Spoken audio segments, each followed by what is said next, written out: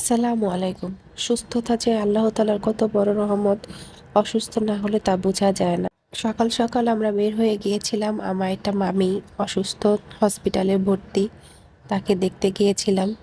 তো তার সাথে দেখা করে এখন আমরা আবার বাসায় ফিরছি। তো সবাই আমার মামির জন্য দোয়া করবেন, সে যেন তাড়াতাড়ি সুস্থ হয়ে যায়। আল্লাহ যেন তাকে তাড়াতাড়ি সুস্থতা দান করে। তো বাসায় এসেই ফ্রেশ হয়ে এখানে দুপুরে রান্নার জোগাড় করে নিচ্ছি আমি। যতই যাই হয়ে যাক না কেন, রান্না করে তো খেতেই হবে। রান্না বান্না তো আর বাদ দেওয়া যাবে না। তো আজকে আমি এখানে মূলা আলু নিয়েছি, এগুলো দিয়ে আমি শুটকি দিয়ে রান্না করব। প্রথমেই আমি এখানে মূলাগুলো কেটে নিচ্ছি ভালোভাবে। এগুলোকে কেটে ধুয়ে আমি রান্নাটা বসিয়ে দেব। মনটা আজকে বেশি একটা ভালো নেই। মামিকে দেখে এসেছি অসুস্থ, তার জন্য খুবই মন খারাপ হচ্ছে, খুবই খারাপ লাগছে। ছোট থেকে যারা আদর ভালোবাসা দিয়ে বড় করেছে তাদেরকে আজকে হসপিটালের বেডে এভাবে শুয়ে থাকতে দেখতে আসলে ভালো লাগছে না, খুবই খারাপ লাগছে। আমাদের জীবনটা এরকম, কখন যে কার সাথে কি হয়ে যায় কিছুই বলা যায় না। তো এখানে আমার কাটা কোটা হয়ে গেছে। এখন আমি সব ধুয়ে ভালোভাবে রান্নাটা বসিয়ে দিচ্ছি। বাসায় ফিরতে ফিরতে আসলে অনেকটা দেরি হয়ে গেছে, তাই আজকে আর বেশি কিছু রান্না করব না।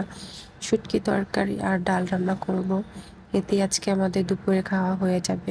রাতের জন্য আমি পরে আবার কিছু রান্না করে নিব। তো এখানে আমি পেঁয়াজ আর শুটকিটা ভালোভাবে ভেজে সামান্য পানি দিয়েছি। এখন সব গুঁড়ো মশলা দিয়ে ভালোভাবে মশলাটা কষিয়ে নিচ্ছি। মশলাটা ভালোভাবে কষিয়ে এখানে আমি কেটে রাখা মূলা আর আলুগুলো দিয়ে দিব। এখন মূলা আর আলুগুলো ভালোভাবে নেড়ে চেড়ে মশলার সাথে মিশিয়ে নিব। তারপর একটি ঢাকনা দিয়ে এখানে আমি ঢেকে দিব। কিছুক্ষণ পর ঢাকনাটা তুলে আবারও নেড়ে চেড়ে দিব। মূলা দিয়ে শুটকি তরকারিটা খেতে কিন্তু খুবই ভালো লাগে। এখানে আমি আরও কিছু সামান্য পানি দিয়ে ঢাকনা দিয়ে আবার ঢেকে দিচ্ছি।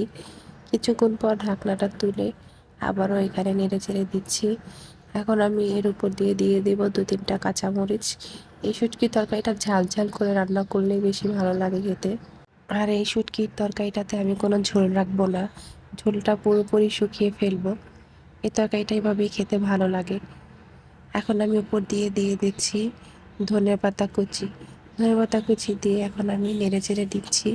তরকারিটা আমার হয়ে এসেছে, এখন আমি চুলা থেকে নামিয়ে নিচ্ছি।